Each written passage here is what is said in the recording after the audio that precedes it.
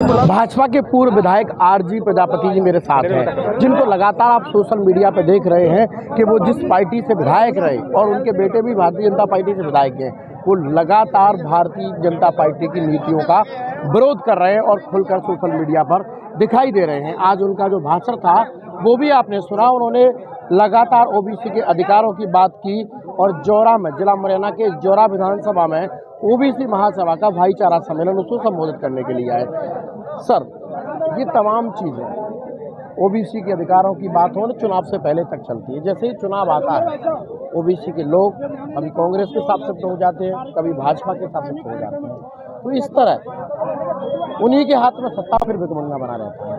तो ओबीसी की नैया पार कैसे होगी, इसके लिए क्या प्लान है? देखिए, एक बार परिवर्तन आया था मानवर काशीराम जी के ज़माने में, जब मिले मुलायम काशीराम हवा में उड़ गए जय श्री राम।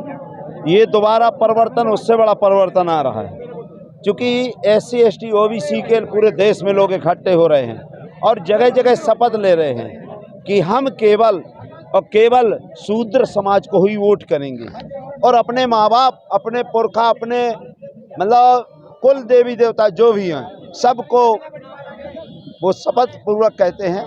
इसलिए अब ये इकट्ठे रहेंगे और सरकार इनकी बनेगी।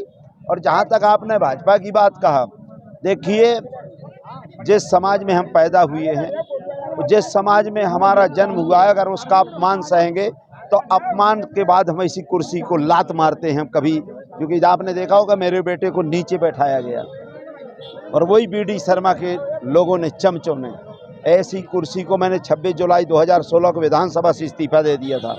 अगर ये लोग हमारे लोगों के साथ जुर्म करेंगे तो हम अपनी बहन बेटियों की इज्जत बचाने के लिए, मान सम्मान बढ़ाने के लिए, अपने लोगों को भागीदारी दिलाने के लिए, और जनगणना जब तक नहीं होती है तब तक हमको पूरा अधिकार नहीं मिलेगा। जिसकी जितनी संख्या भारी उसकी उतनी हिस्सेदारी, इसकी लड़ाई है। अब की बार आरडी प्रजापति जी कहाँ से लड़ने वाले हैं? क्या कांग्रेस के साथ जाने वाले हैं या फिर ओबीसी के नए दल के साथ तीसरे फ्रंट पर जाएंगे? मैं तो ओबीसी के लिए पूरा शरीर दे दिया, SC ST OBC के लिए। अब ये जो कहेंगे इनके लिए मैं हूँ। ये कहेंगे लड़ना है, लड़ूंगा।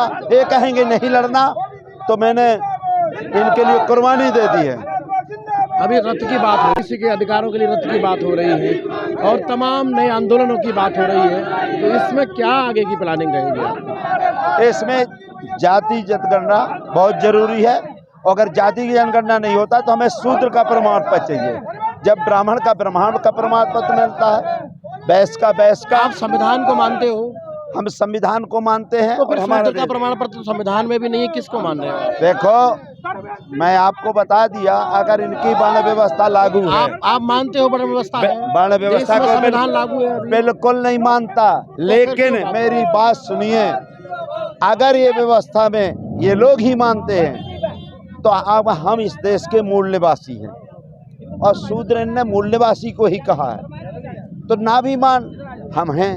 तो हम चाहते हैं अगर इनको अलग अलग प्रमाण पत्र, हमें 6743 जातियों में बांटा गया, अगर हमारा कुछ नहीं करते, हम तो कह रहे हैं ये हमें संविधान न मानने दें, केवल हमें केवल शूद्र का प्रमाण पत्र दे दें। संविधान उसी दिन 100% लागू होगा। मनु इसमें तो उस दिन जला ही जाएंगे।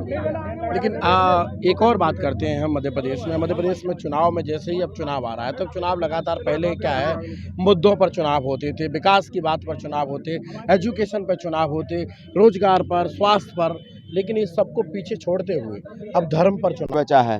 धर्म के अलावा बाबाओं को, अभी आपको बता रहा हूँ, मध्य प्रदेश में 5 बाबाओं की जो संपत्ति है, वो जो हमारे यहाँ का बजट है, पिछला बजट था 2,17,000 करोड़ और 2,17,000 से नहीं, मतलब 3 लाख करोड़ के ऊपर 5 बाबाओं की संपत्ति है। अभी हमारे यहाँ के बाबा का कम से कम 35,000 करोड़ संपत्ति 2 साल में हो गई है, जो पूरे 10 जिले को खरीद सकते हैं।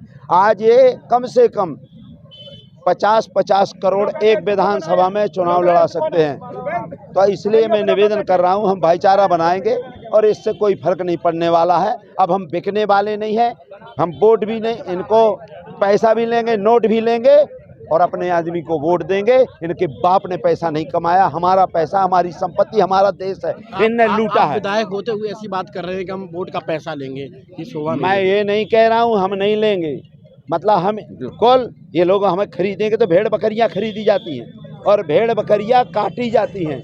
आप समझ रहे हैं, भेड़ बकरियां से वोट लिया जाता है। इंसान कभी खरीदे नहीं जाते हैं, जानवर पेड़ पौधे खरीदे जाते हैं। अगर हमें ये जानवर समझ के वोट पैसे देते लेना चाहिए, हम तो कह रहे लेना चाहिए, लेकिन जब जानवर पूछ से वोट ले लेंगे ना, हम तो अपने इंसान को वोट देंगे। हम इंसान तो है, हम जानवर नहीं है, पेड़ पौधे नहीं है, तो वोट देते हैं तो दें, जानवर समझ के दे रहे हैं ना हमें। इंसान मानते कहाँ हैं? इंसान तो फिर इंसान के लिए हम है ही नहीं है धर्म में। उन्होंने एक आदमी के लिए 97% के लिए कोई भगवान नहीं है। तुलसीदास जी ने कहा चौपाई में, सुनिए, विप्र धेनु सुर संथित लेन मनोज अवतार। किसके लिए? ब्राह्मण के लिए, गाय के लिए, देवता के लिए और संत बागेश्वर धाम के लिए। 3% के लिए इनने कहा भगवान ने जन्म ही लिया है। जब 97% के लिए जन्म ही नहीं लिया तो 97% हम आपको खरीदेंगे तो हम बिकेंगे, लेकिन वोट नहीं देंगे। और जिस दिन वोट नहीं देंगे अपने आप ही मर जाएंगे, पता नहीं चलेगा कहाँ हैं। इनको वोट नोट देना बंद कर देंगे। आरडी प्रजापति जी, पूर्व विधायक, भारतीय जनता पार्टी। बने रहिए और देखते रहिए। कैमरा पर्सन माथुर के साथ ब्यूरो रिपोर्ट, लोक नायक न्यूज़।